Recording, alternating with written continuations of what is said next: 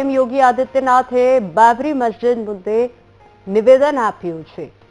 કયામત સુધી બાબરી મસ્જિદનું પુનઃનિર્માણ નહીં થાય અને કયામતના દિવસો ક્યારેક આવશે નહીં। આ સાથે જ કયામતની રાહ જોનારા રાહ જોતા રહી જશે। સાથે કહ્યું કે બાબરી ઢાંચાનું પુનઃનિર્માણ પણ ક્યારે નહીં થાય।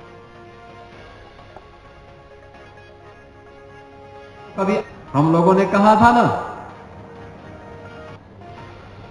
कि रामलला हम आएंगे, मंदिर वहीं बन गया ना, मंदिर अयोध्या में।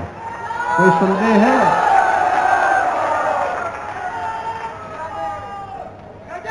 कोई संदेह है? और हम आज फिर इस बात को कह रहे हैं कि कयामत के दिन तक भी कभी कयामत का दिन तो कभी आना ही नहीं है और इसलिए बाबरी ढांचे का पुनर्निर्माण कभी होना ही नहीं है।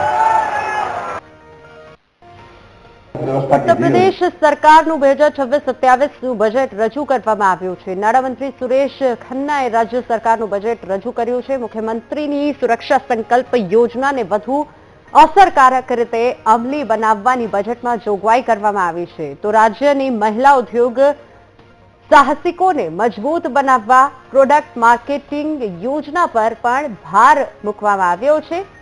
સ્વસહાય જૂથો અને મહિલા ઉદ્યોગ સાહસિકોના ઉત્પાદનોને યોગ્ય બજાર મળી રહે તેના માટે પણ બજેટમાં જોગવાઈ કરવામાં આવી છે। ખેડૂતોના ફાયદા માટે ડીઝલ પંપોને સોલાર પંપમાં પરિવર્તિત કરવામાં આવશે। સાથોસાથ કૃષિ વિસ્તરણ અને નિકાસ વધારવાની પહેલ છે। રાજ્યમાં કાયદો વ્યવસ્થા, ઇન્ફ્રાસ્ટ્રક્ચર અને ઔદ્યોગિક રોકાણમાં વિકાસ થાય જેનાથી રોજગારનું સર્જન થાય। મહિલા સશક્તિકરણ અને યુવાનોના સ્કિલ ડેવલપમેન્ટ પર ભાર મૂકવામાં આવ્યો છે।